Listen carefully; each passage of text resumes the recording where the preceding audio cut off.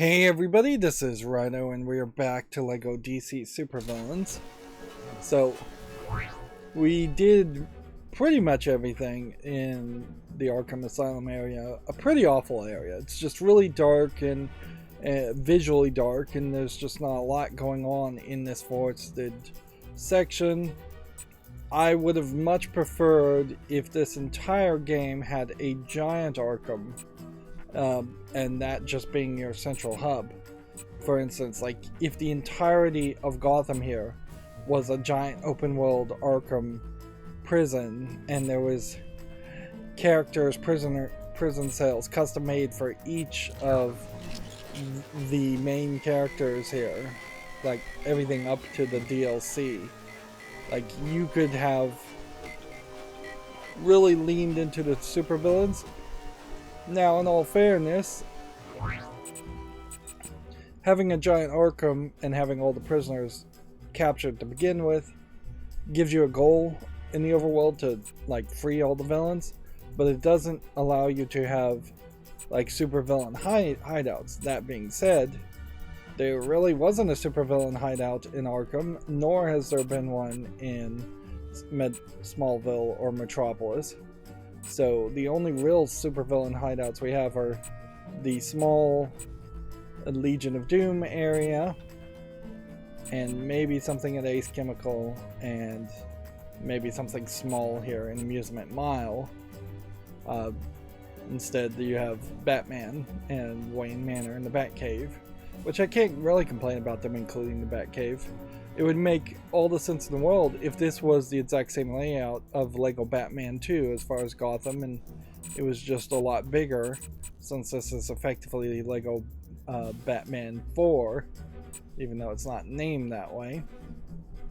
Let's just start and try and make some progress. Okay. First things first, we need to find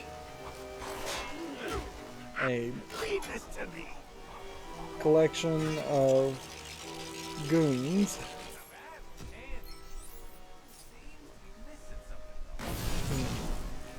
We have all the score multipliers at this point, so it's not like we're really needing anything else. Here's the other goon.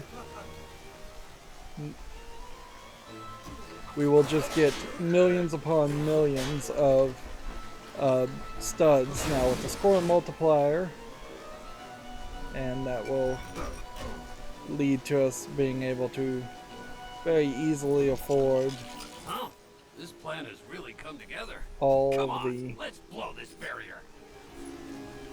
collectibles that are necessary as far as unlocking characters and vehicles.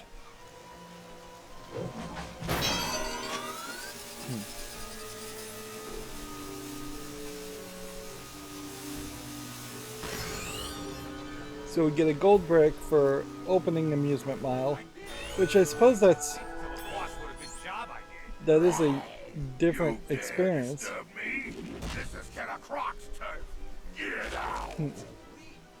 We did it.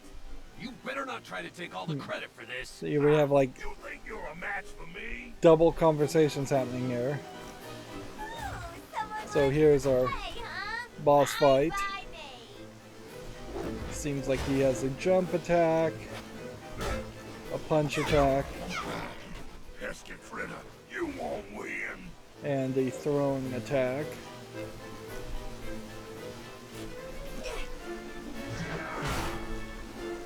And there may be something we do with that car because it's not destroyable now, even though we've already gotten pieces out of the trunk. We know there's only 4 of these boss fights, and we know there weren't any so far that we found in Metropolis and Smallville, so again, that gives this weird feeling that that the Metropolis and Smallville sections are more of an afterthought in the overworld. What I'm finding about this, though, is it doesn't seem like I'm doing as much damage to this character. And this is supposed to be Killer Croc, and he really doesn't even strike me as looking much like Killer Croc. But I might be confusing him. No, I'm not. I don't think there's... I mean, there's like King Shark is also in the DC universe. But yeah. He's not even really green. He's a very dark green. Well, he looks different laying down, knocked out here, too.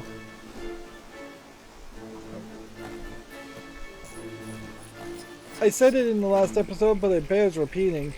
If the entirety of the open world just had a whole bunch of boss fights, and that's how you unlocked half of the characters, that would make a lot of sense too.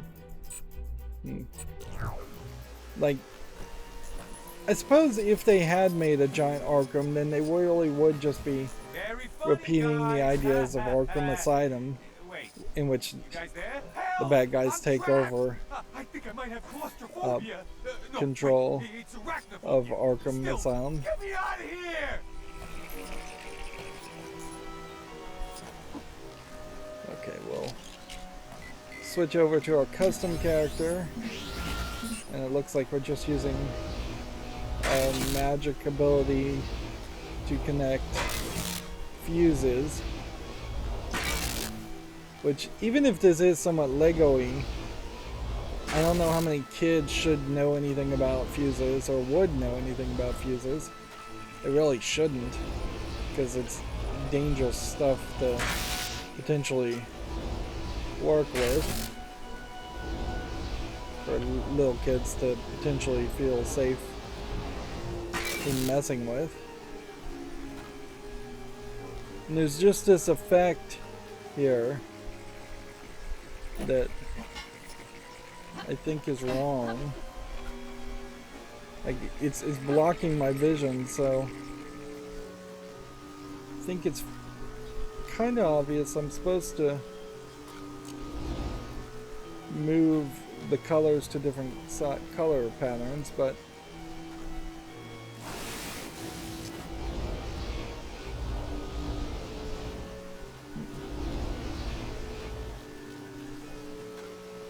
let's see if we can find a yellow and put the yellow there. I guess maybe once we've locked something in, it can't be unlocked.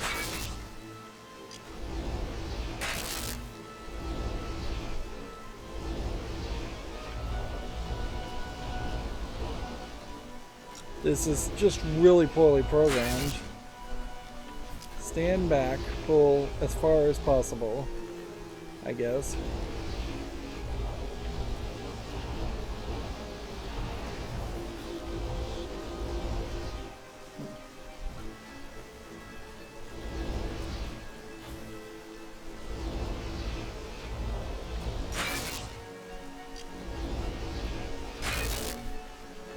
Yeah.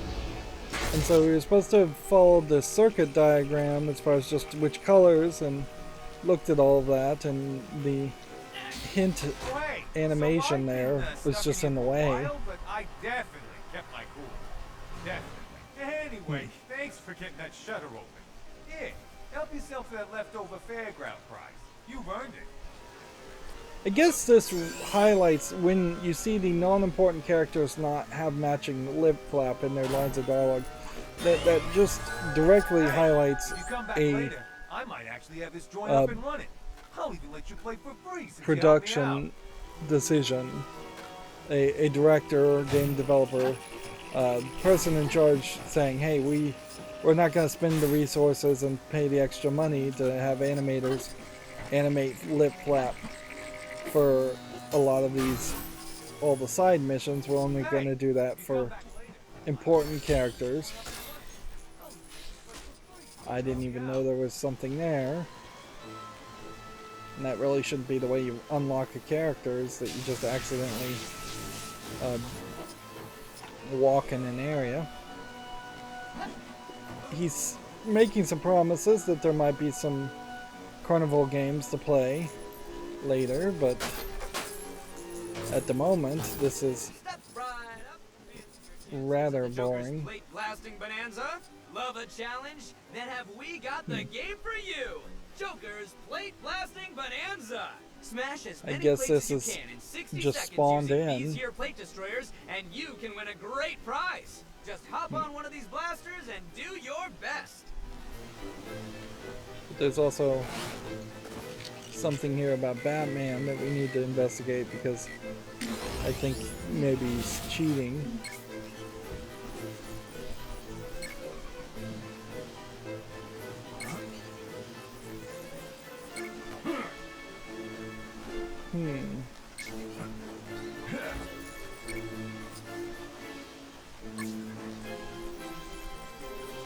I have no idea. That's a electric charge thing.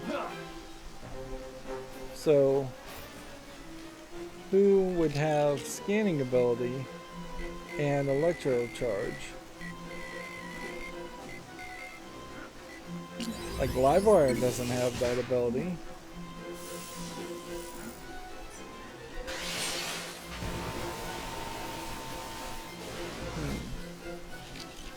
And I don't think the idea is that you would have two of these characters, so it's probably Cyborg. Here we go. Time to try out some of my latest upgrades.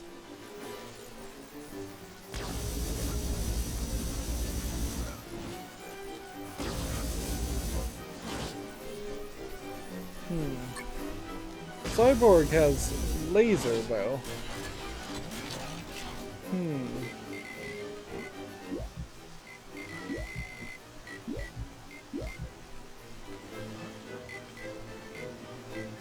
Who would have electricity?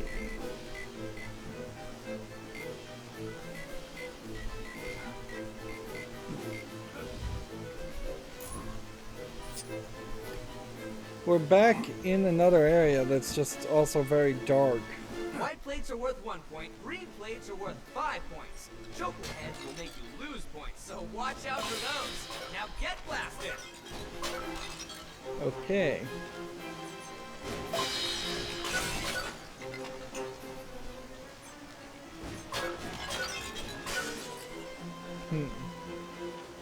This seems a little bit slow enough that it's an appropriate challenge for a Lego game and kids game. I don't know how much this really has much to do. Just a crying shame.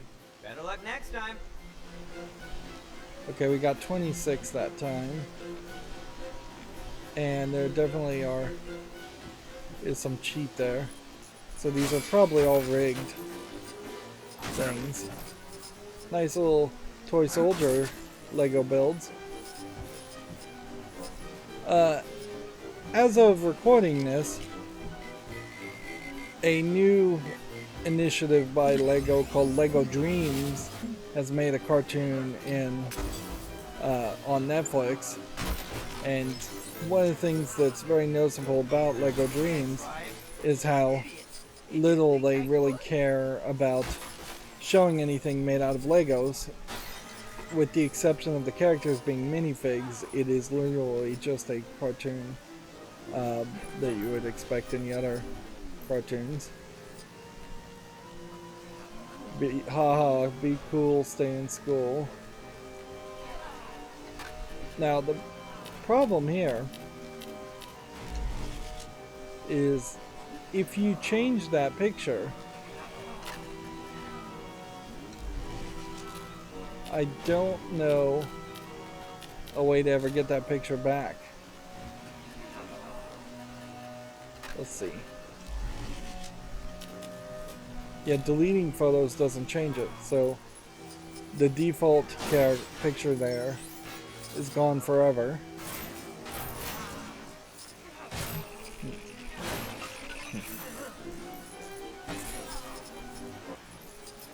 We're just running around trying to collect as much as possible and do every little extra thing there is to do. finding and shattering teeth and such. Let's give this Joker Jack-in-the-Box a makeover.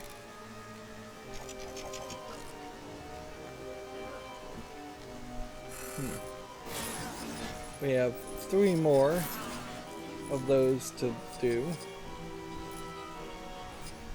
Okay. We are here.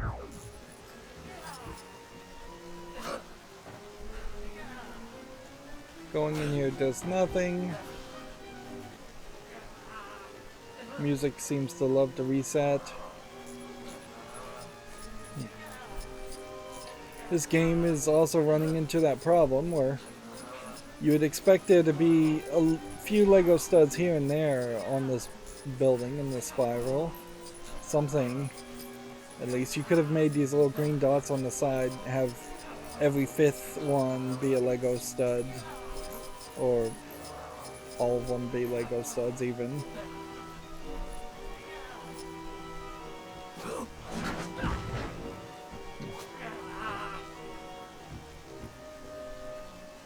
So we went all the way down to just then press B to sit down and slide, which is incredibly boring when there's nothing here to collect or do, and there's no control on this at all.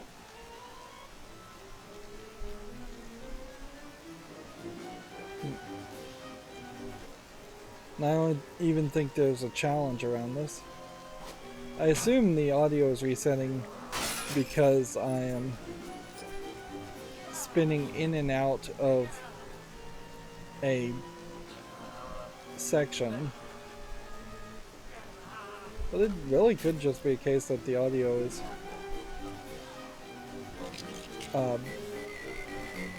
glitched. I see candy, a baby with candy, and yet I have to come over here on the side to get the B prompt.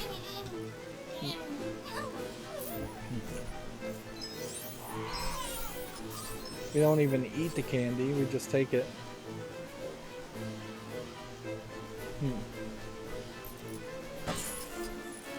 Which I guess that would be particularly more devilish, certainly, if you took the candy and just threw it on the ground instead of eating it in front of them, wasting it completely.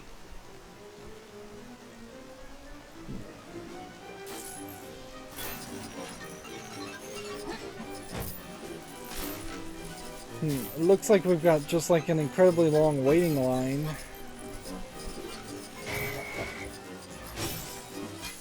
And breaking and hitting the recycling bins seems to call the police when breaking every other thing doesn't, which is weird. Like there's just no consistency in that. If anything,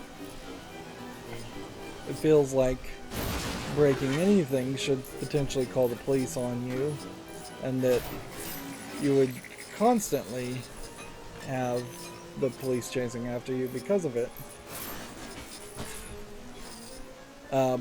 But the better way, certainly, to implement that would have been to have a very long-running challenge of property destruction. And in that long-running challenge of property destruction, you're asked to, like, destroy a million items over the course of the game. That would very easily also push you towards the idea of 1, 2, 3. Can we hop in here? Not yet.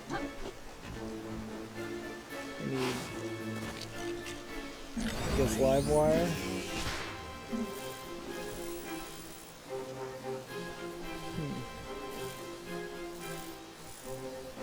But we need to do something more. We need to get up there.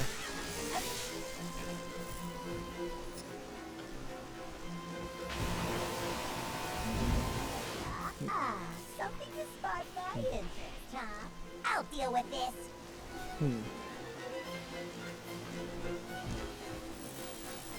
Okay. We'll tap 1. And then don't do anything with that. And then we can't jump in that. So then we'll tap 2. And nothing happens. And we'll tap 3. And 3 stays, so this is a code. Were we supposed to get the code somewhere? Or were we supposed to just brute force it? 3, 1, 2 doesn't mean anything to me. Up, left, down, up, left, down.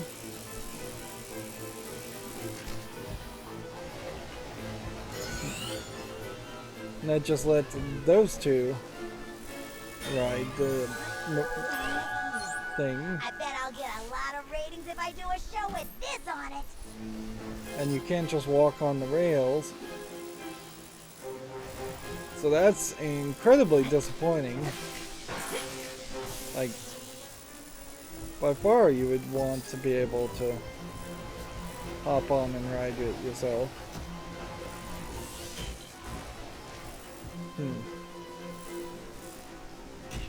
I guess we just have to wait. And eventually there will be somebody jumping off a car. And then we'll hop on. Very glitchy. This game is getting increasingly glitchy. And B button doesn't change the camera angle. Right stick's not doing anything. Camera is being controlled. This would be another great place to not have dark, rainy visuals. And that's a very slow setup. We could only hope that the going down would be a lot faster, and well, that's somewhat faster. It's definitely bending over backwards to not have you get motion sick. So that was another disappointment.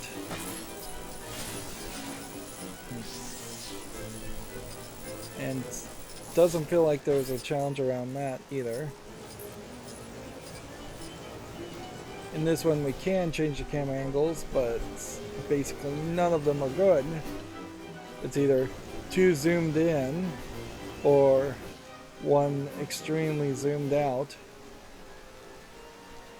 I would also say canonically it doesn't make a lot of sense that Amusement Mile would have a Harley Quinn statue at all.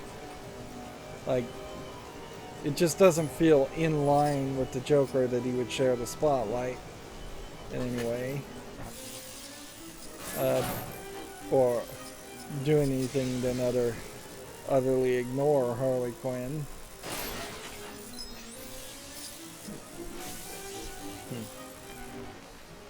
And yeah, it's definitely worth pointing out that in the DC Comics now, Harley Quinn is basically completely disconnected from the Joker.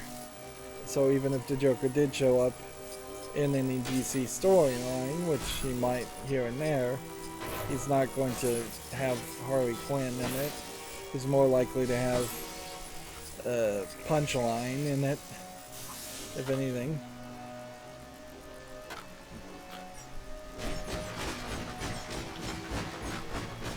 So, I guess the idea here is you're supposed to hold the X button and we're shooting bottles, but it's so dark. I mean, I really am just seeing green dots. And it seems like it's locking in, and X is the only button that works. B doesn't do anything.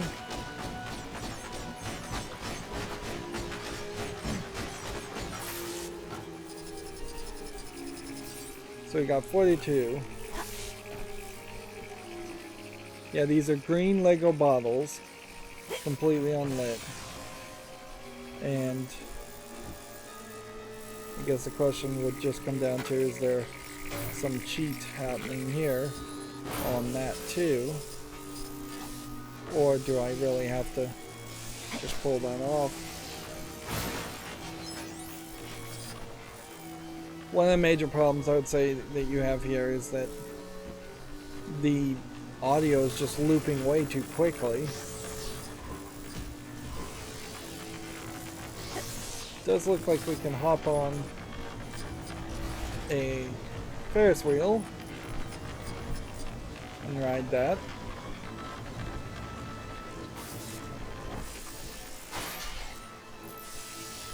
There was a whole carnival section in Lego City also, and honestly I think Lego City did it better, even though the carnival section in Lego City was actually a lot smaller. Small might actually work better, however, if your general idea is to only have the best of the best type of content. And see, I don't know if breaking these ducks does anything for you. If I stand in one place, however, if I stood right here, it would just bump me out of the way. See, so my character has to move to break something, and it can't be directly against something when it's breaking. So for a second there I thought like you might be able to just plant a character here and then they would walk into you and break and you would get studs forever. I don't know if you really need studs forever. Anyways, there was a place, particularly in Lego Star Wars The Complete Saga, where after you collected everything there was to collect and were at 100%, you could create a fountain that would just shoot out studs for you to collect forever. It is possible that you built the fountain after you collected all of the gold bricks, but not the other unlocks of the characters. But for the most part, it felt like they were giving a solution to a problem you would have already had to have solved.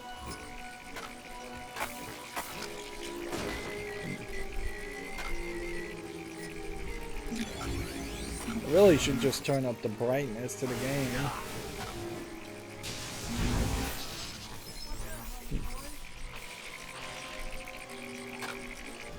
So we've broken the bumper cars to electrocute them.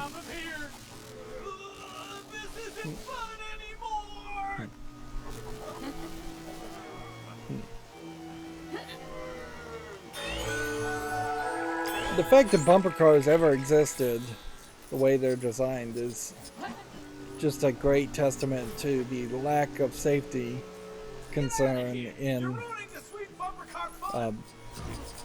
in carnivals. Having a grid of high voltage wires at the top and then a grounding on the bottom, so anybody standing up out of cars or reaching up could electrocute themselves very easily. I mean, the whole concept's crazy.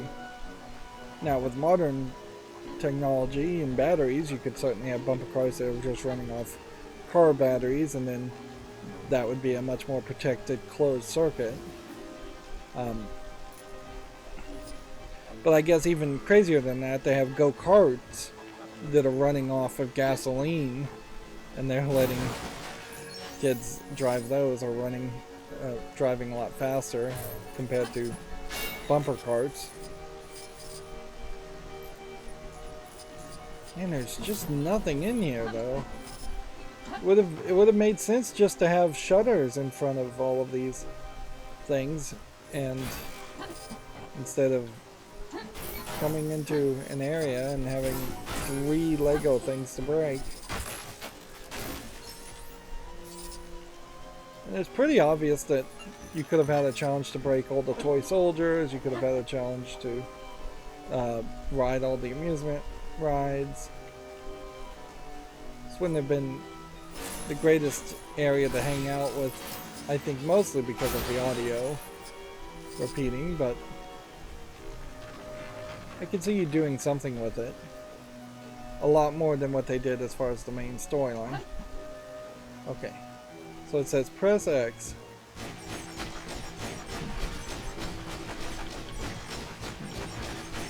I'm betting what you have to do is you have to hit it in the exact center, and as such, you probably just want to sweep back and forth. Take note though, the camera is not locking down in any direction, so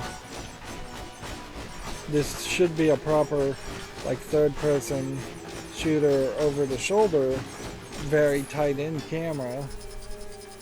I got 63, which gave us gold and gave us a bunch of studs and no gold brick.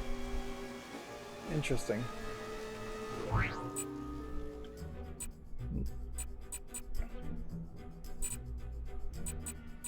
Back, let's see. Demolition dodgems seems to be one place where we can get a gold brick, but a lot of this stuff obviously isn't gold brick worthy.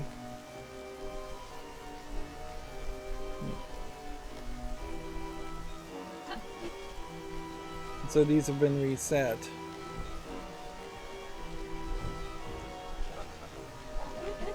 And are we supposed to do something with the goons?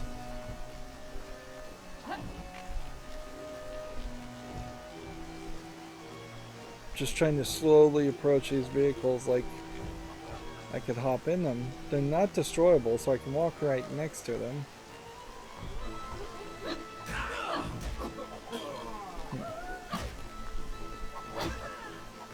So these goons are not destroyable, and yet the other guy was destroyable.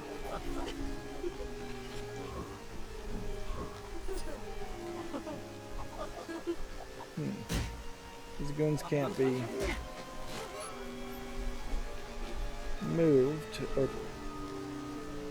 turned into anything.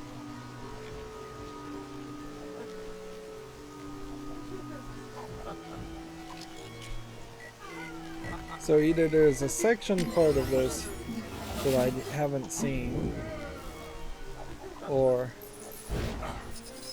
there's something up or downward.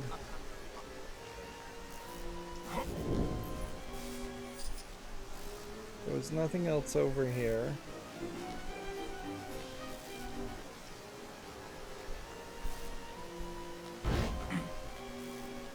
Let's just hop into this section, I guess. We have another gliding race we can be a part of. We'll go in.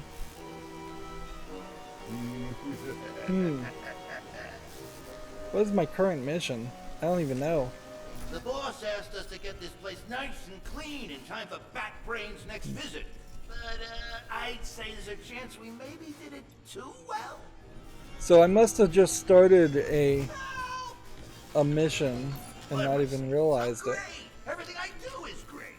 I deserve a family-sized bucket of fried chicken and a cola-flavored carbonated beverage.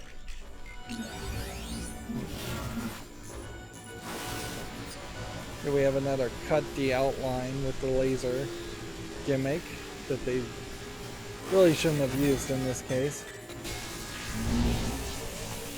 Like, there's so many Lego game gimmicks that obviously about half of them should be used in one game, and then they should be retired for the next game, and then the next half should be used in the other, just to keep it varied.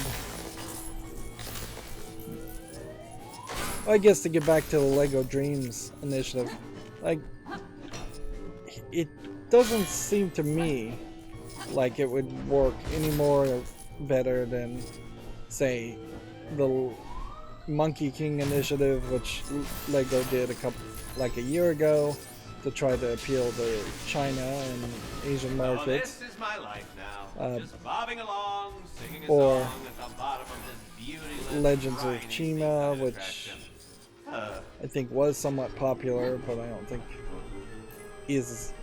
would have been popular if it had been introduced today.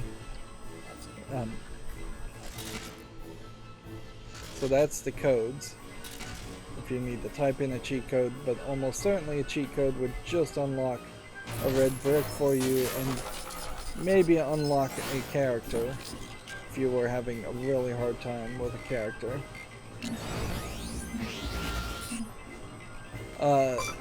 There was a Lego Tales from the like dark side haunted kind of Scooby-Doo type initiative.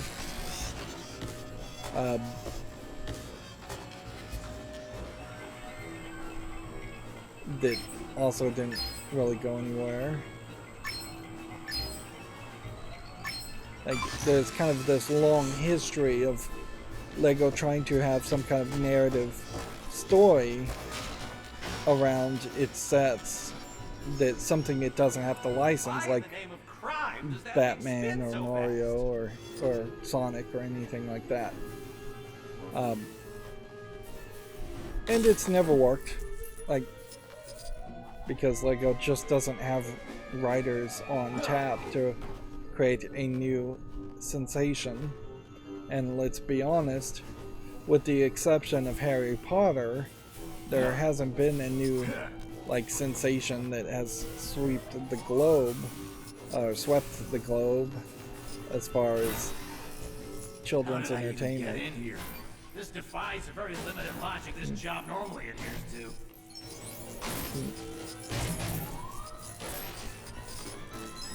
Didn't this place used to have a roller coaster going straight through it? They're mentioning the events of the story mode.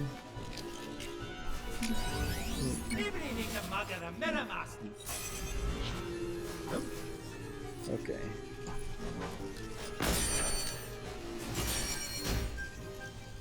What? You thought I couldn't do this? Oh, I do love shattering people's expectations.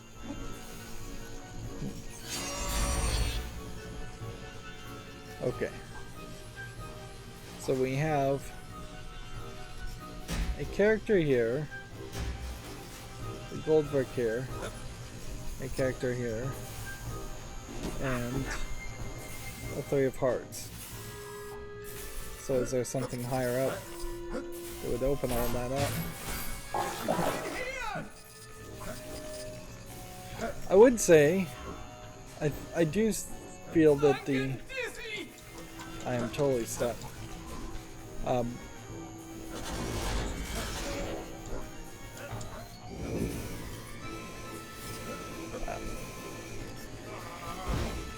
What was the one series that I think has somewhat done well is the Lego Friends series in its kind of soft reboot.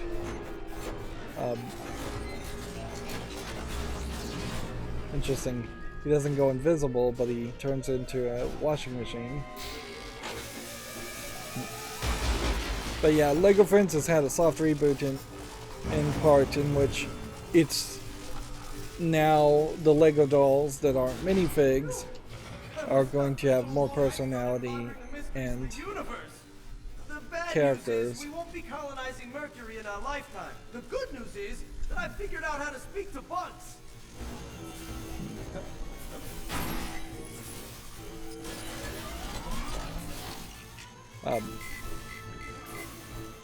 But I think in part why the Lego Friends soft reboot works is that they're not going very ambitious with it.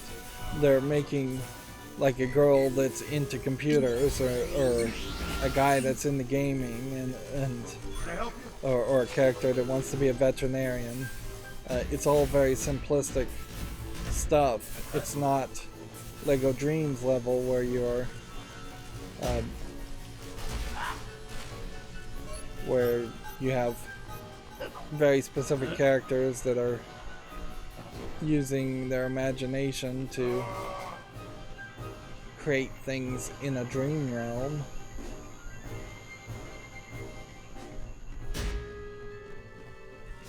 Okay, so we can't get the goons to do anything for us yet.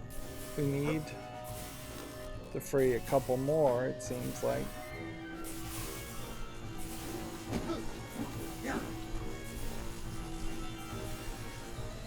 One, two, three. I simply don't have the superpower.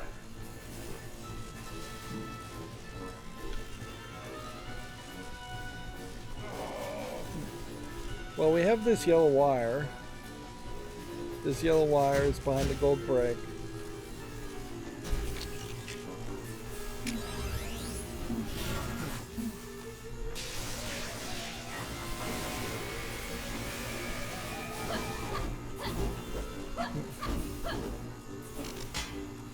Is this perhaps silver?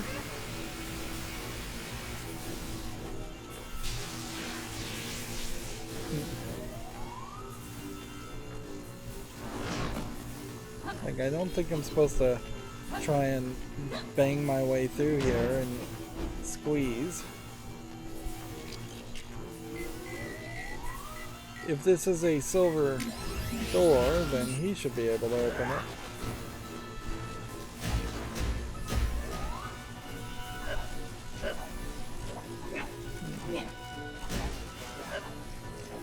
There's a whole switch there.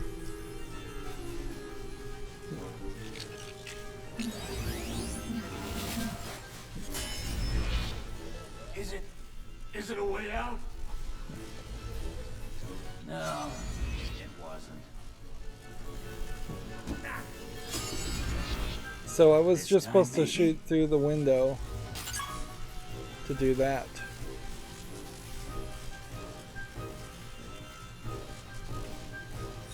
I feel like I'm just setting myself up for disappointment every time I go through one of those things.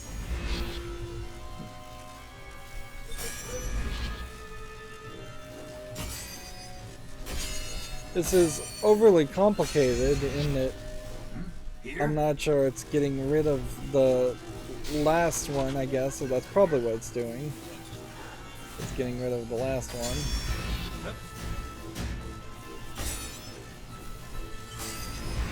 But it may be scripted more than that to give a specific outcome. Free, and only 14 more hours until my shift ends.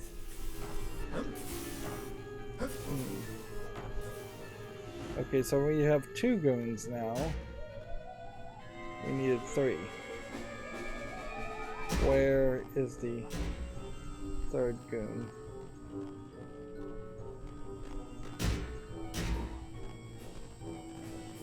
Where's the man? What's making the sound effect? Need something? Oh, he was just standing there. So I have no idea what's making the punching sound effect.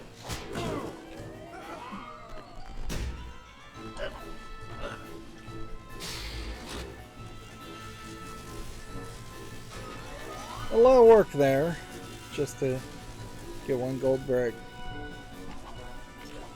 But arguably way too little interactivity for such a big area. There should have been like at least a character to unlock in this area too. Simply wonderful for party treats. Perfect for the clown who has everything. I mean, this is a Now, if I could really just find my socks. giant area that weirdly just ends in the foreground. This worked as a level, but it needed 1 gold brick, 1 character token, 1 secret challenge. I would say.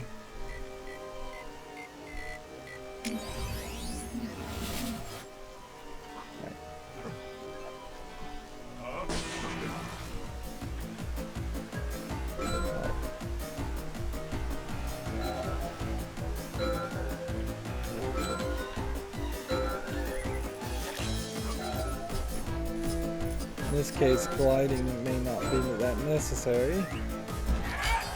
I declare this to be the catch of the day.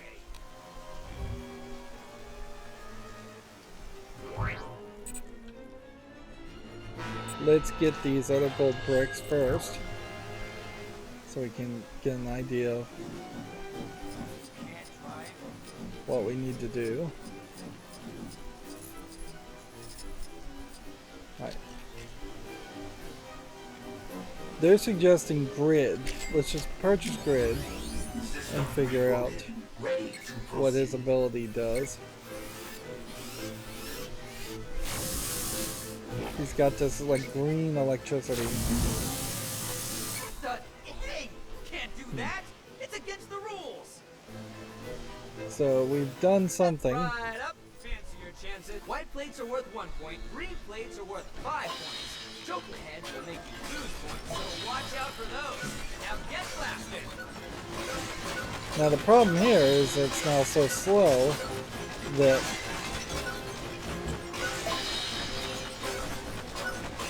you just want to shoot at everything, and it feels to me like the Joker plates may actually move fast enough that I guess you win, even though you cheated. we got 98 respect there, that, and it though. definitely feels like you Catch you could have later, gotten Spuddy. 100. So I wonder if there might be an achievement on top of the gold brick around that. And that wasn't even the only other gold brick here. Harley Quinn hydration is over here. And so this is a thing we set up before. I don't think we've gotten all the chattering teeth done.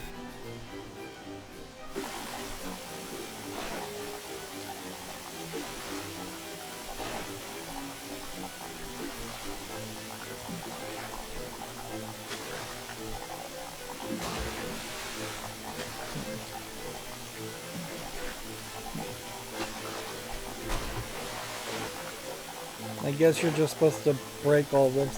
This is a much better way to have these mini games. Is to definitely make no timer, make it super simplistic, any kid can do it type idea. Don't frustrate little kids when playing this, and honestly don't bother to try and challenge older kids who might be playing this, or adults who might be playing this, because honestly, if you are an older kid or an adult playing a Lego game, you probably don't want much of a challenge. That's one of the best elements of Lego games, is that you can just Do you think the Joker work called your someone way to repair it? through all this easily. Like,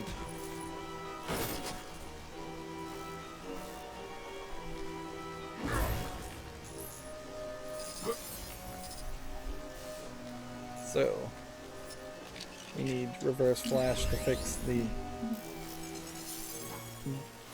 dodgeums. Mere child's play. This will be Some yet of another my opportunity to try to avoid taking damage.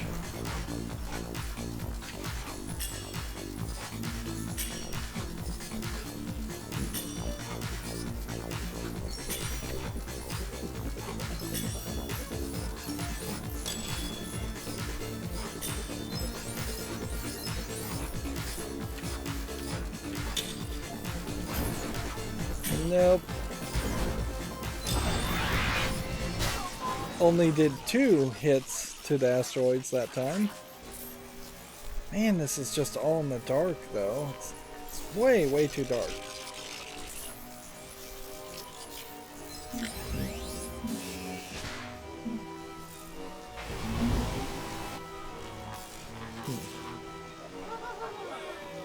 Woo! It's our turn. Let's go. Ooh, yeah! This is going to be fairly irritating if you can't actually ride the dodgems after this point. There's no reason why you couldn't. I already have a dodgem I could spawn in here. I bet I'll get a lot of ratings if I do a show with Yep, this on there was it. an achievement for riding the dodgem. 2. And then out of nowhere, we have this whole police barrier do not cross instance. It definitely was not there before.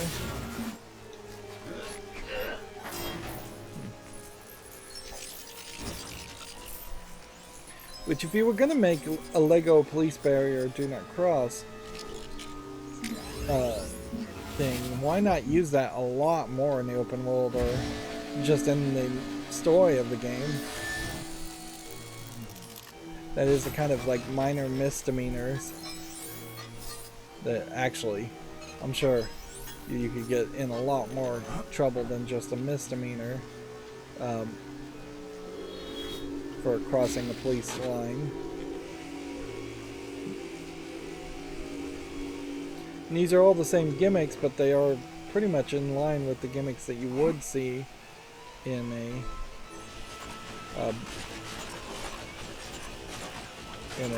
carnival.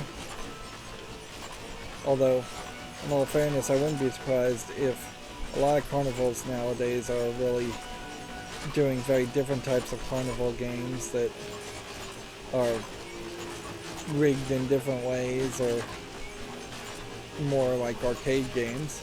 It's probably a lot like if you went to a modern arcade these days, you'll see a lot of cut the rope and mobile phone games. This day hasn't been all bad. Yeah, Game Guru is a challenge, so we are going to have to do all the challenges, all the games everywhere,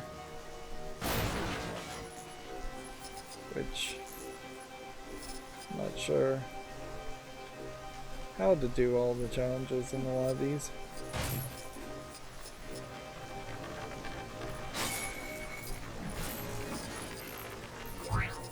Looking at the map, there's nothing more in Amusement Mile. So let's look at the challenges to figure that out. I guess somebody thinks the monorail is the scariest ride in the park. Is it just me, or does the giant shark have a few too many teeth in its mouth? Okay, let's start with that. So, giant shark would be where?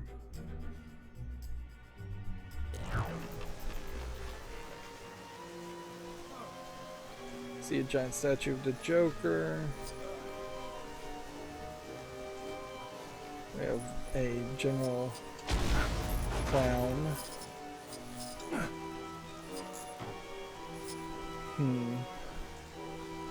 This is the Helter Skelter ride, I guess. It would have made a lot of sense that you walked up here and then it would have just teleported you to the top and then you would have slid down. That is something that happened in Lego City, which really highlights Lego City wasn't a fairly recent game, so it's just like entire ideas that were better implemented in previous versions of Lego games. Okay. So there was a whole giant shark in the water, which that might be an indication that there are some other collectibles in the water sections of other levels.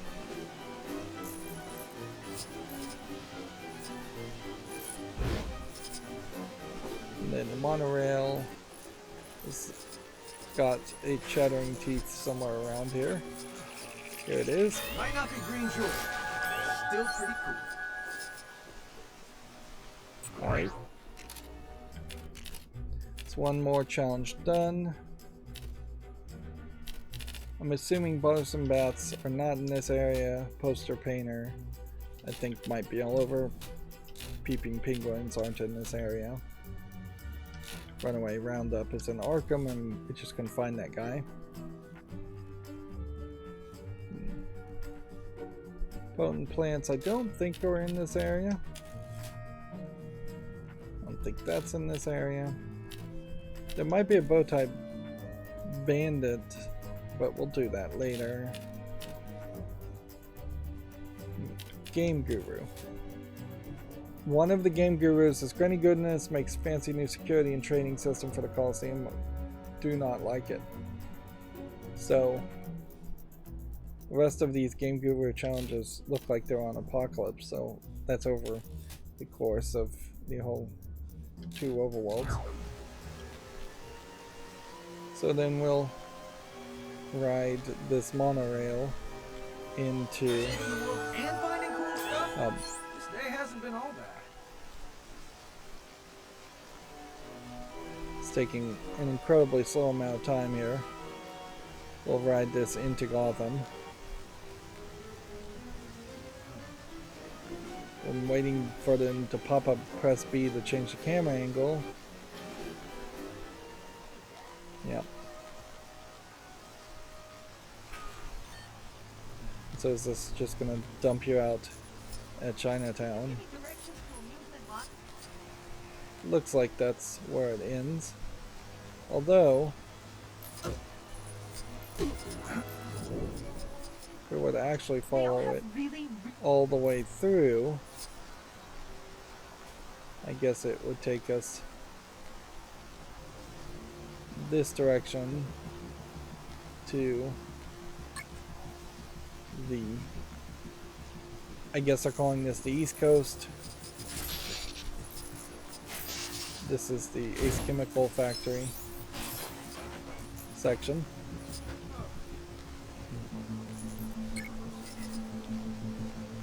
Here we have a peeping penguin character.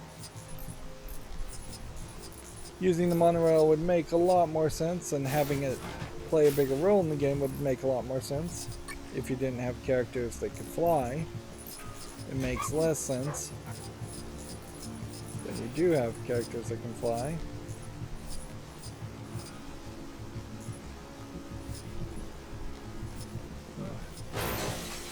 Let's just come over here and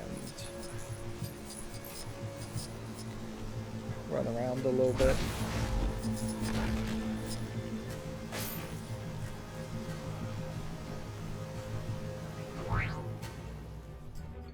So this is a good point to end this episode, I guess.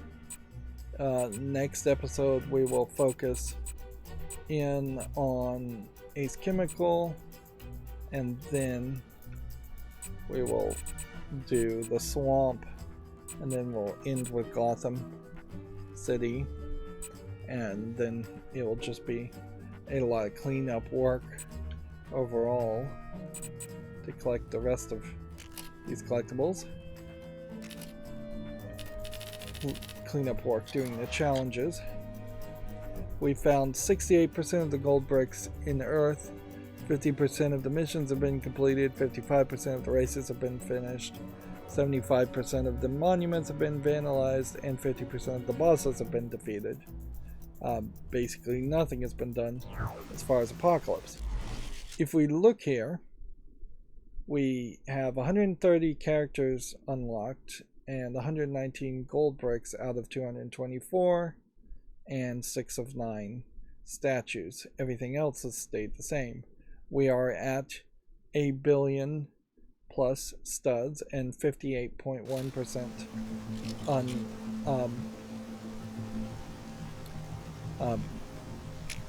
unlocked. That being said, we did one race which unlocked the Joker's truck, so we can purchase that, and I think we can probably just do 2 rows here. Aqualad, Ares, Atomica, BDG, Batgirl, Batwoman, Beast Boy, which seemingly unlocks both of his modes, which I guess that's how that would have to work. Blue Beetle, Booster Gold, Brainiac, Dr. Fate, Detective Chimp, yeah, Detective Chimp, DC Detective Comics, parody of Batman. So, Desaad,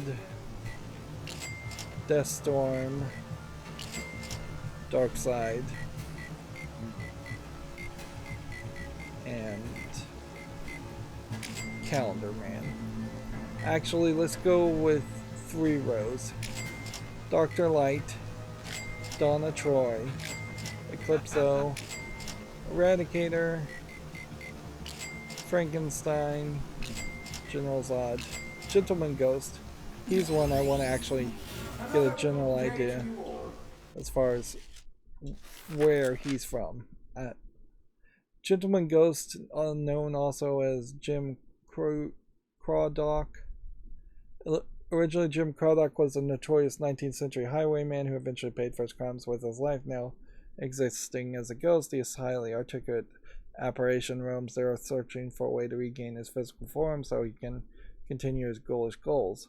He first appeared in Flash Comics number 88 in 1946, which that really just highlights the legacy that exists as far as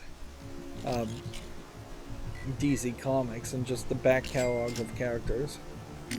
Gold Glider. All my competition. We know she's a Flash character too.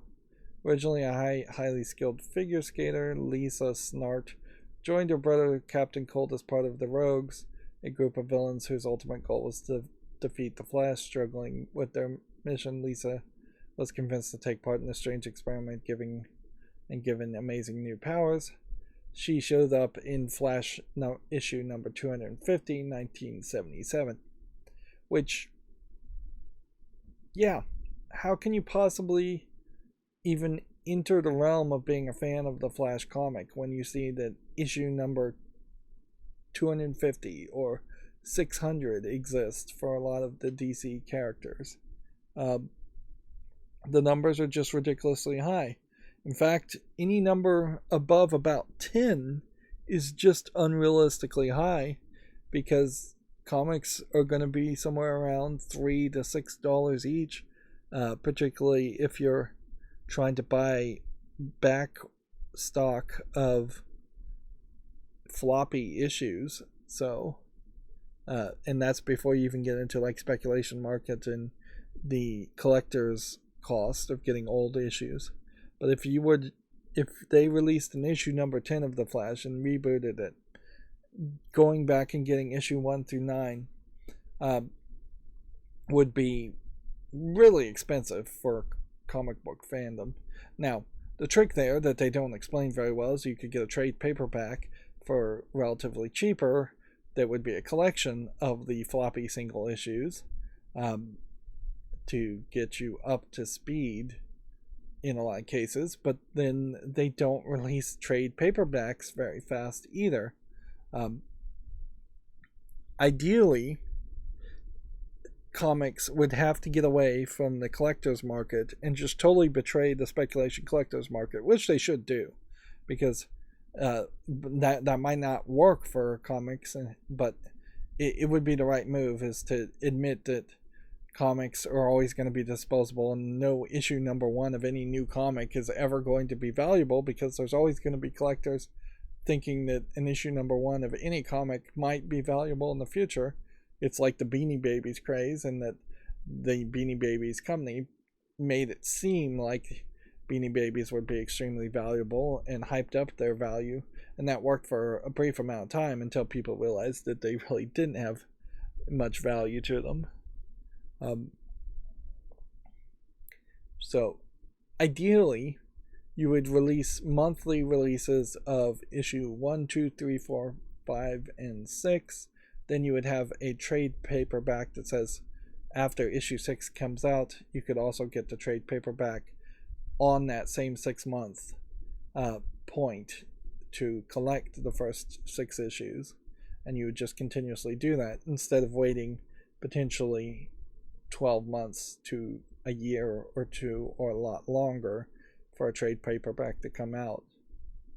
And certainly you can try to have collector's editions as far as the single issue floppies, but the real collector's editions should probably be bigger omnibuses and collections of hardback books,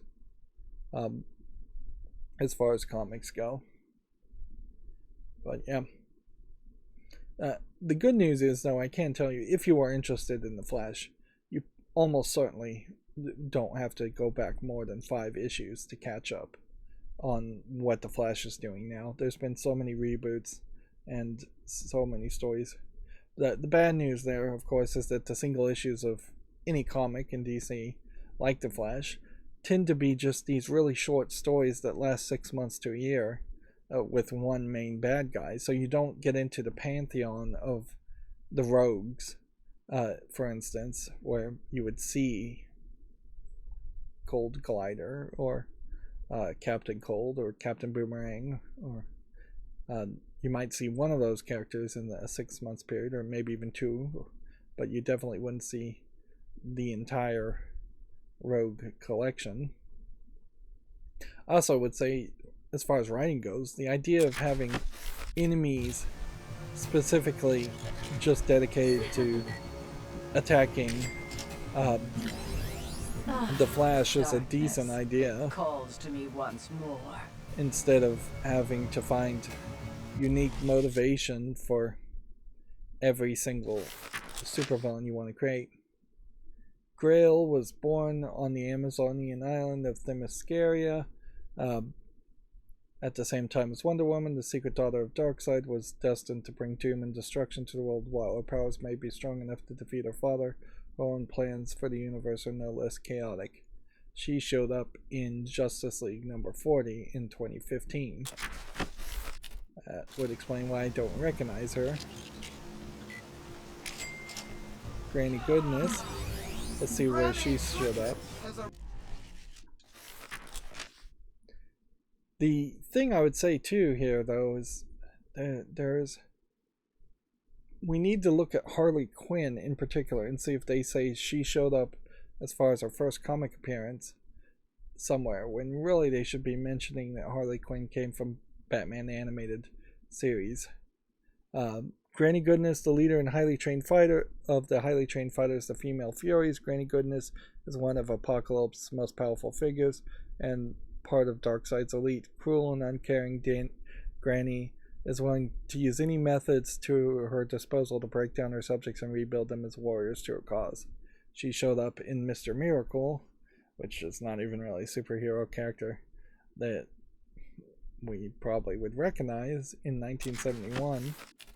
Arrived to brighten your lives and make everything all Green Arrow, and then Green Lantern John Stewart versus Green Lantern, I believe this is Hal Jordan. There is also certainly an argument to be made with John Stewart being introduced as a replacement Green Arrow, that they tried to have a token dark-skinned black guy in the DC universe by introducing him, and then didn't really stick with him. Hal Jordan's first comic appearance was in Showcase number 22 in 1959, so he has been fairly consistently the Green Lantern of note. At a certain level, yes, the Green Lantern Corps is a collection of Green Lanterns, but there's supposed to only be one Green Lantern per sector. So they're not really supposed to interact as much as they might actually do. John Stewart shows up in Green Lantern number 87 in 1971, which I guess for the time would have been fairly progressive, to have a dark-skinned hero. You may notice there is not a lot of natural diversity amongst these characters. So there's a lot of white guys and then unrealistic fictional characters. Gender diversity may be a little bit better, but then you also have kind of the babyfication of a lot of the females in the early DC, Batgirl, and even Robin. The younger characters often just turned into baby-like characters that are talked down to compared to the adults. When did Atomica show up? What is up, y'all? This is all good information that you almost certainly would not see.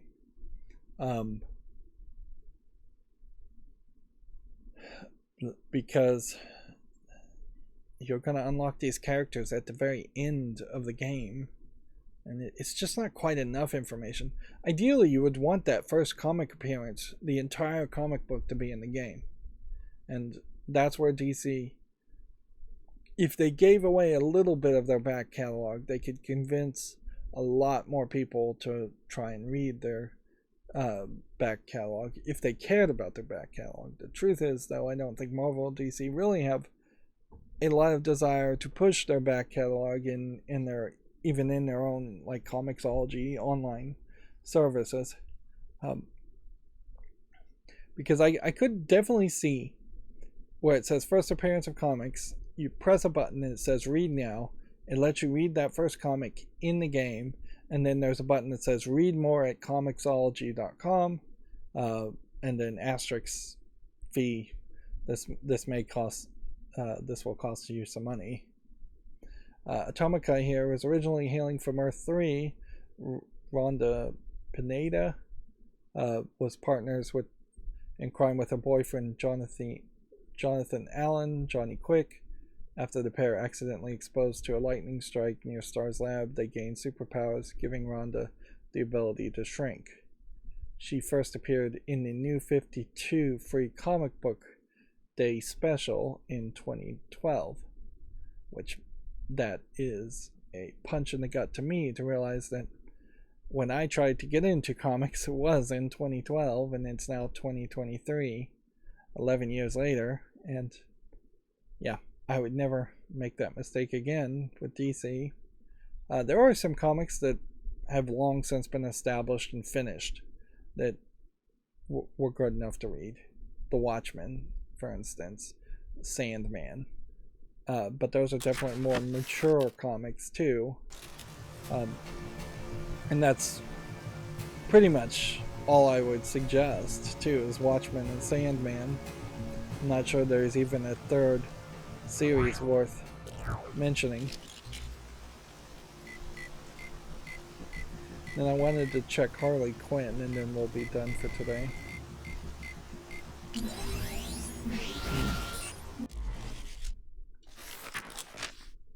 Let's see. Yeah. There's zero mention here as far as this Harley Quinn that her real introduction and creation was in Batman the Animated Series. They're just glossing all over that, despite the fact that there's an entire DLC down here around Batman the Animated Series. Gray suit Batman, Phantasm, more colorful Joker outfit, the original Harley Quinn outfit. They don't even want you to really remember Harley Quinn as being in the Harley Quinn Joker outfit, instead being in this red and blue instead of red and black checkerboard kind of pattern that's maybe a little bit more flirtatious, more more unique in its design. I think there was probably an intentional frumpiness around the animated series Harley Quinn too, is that only a crazy person would wear such a ridiculous outfit, or allow the Joker to put them in such a ridiculous outfit.